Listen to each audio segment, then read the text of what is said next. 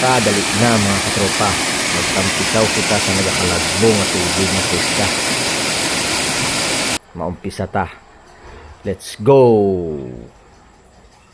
Subong aga kami mag-aumpisa magtililipon diri sa likod sang hall.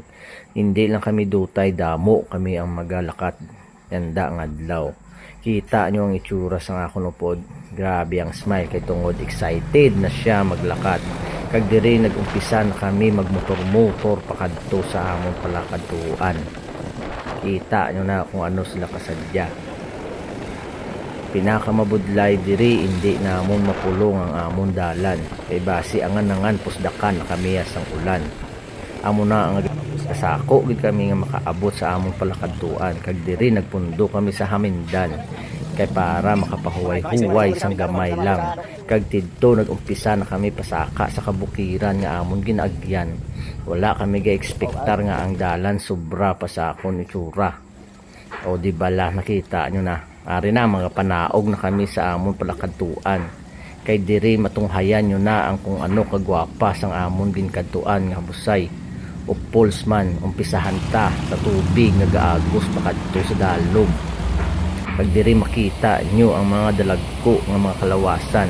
Kag syempre hindi madula diri ang pictorial. Kagwapo gin nga tawo. Si Boy Makmak aka Bor. Kita nyo to si Busto na mga kumpare ko na. Shout out lang sa inyo tanan. Kung ano kagwapo nila. Kag diri naglukso na si Sir Richard sa iya tornado. O di bala. Kan nice ba? Siyempre ako di magpaperdi.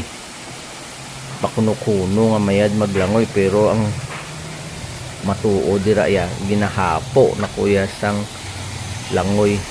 Siyempre tuman kadalong. Pero nagtiyaga lang ko kay gusto kong mapil ang dalagbong nga preska nga tubig sa akong ulo. Kag diri naglukso si Makmakbor. Amo ni ang mabaskog didto sa hul. Kita nyo ang struktur sa mga kamatuhan.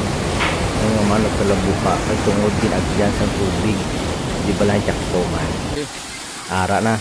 Naglukso na sa papang. O di bala. Na-enjoy di ka mo sa kalamigan. Siyempre hindi man ko magpaperde. Malukso man ko eh. Lantawan nyo na lang. Tuman kadako sang bag ugpa ba.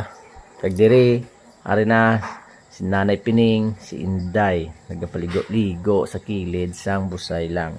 Ang akong mga kaupdanan masadyagid nga nagatilipon ang tanan. Aring duwa gapulok pahuway kay ginalutoy sang amon nga biyahe man. Kag diri si Makmak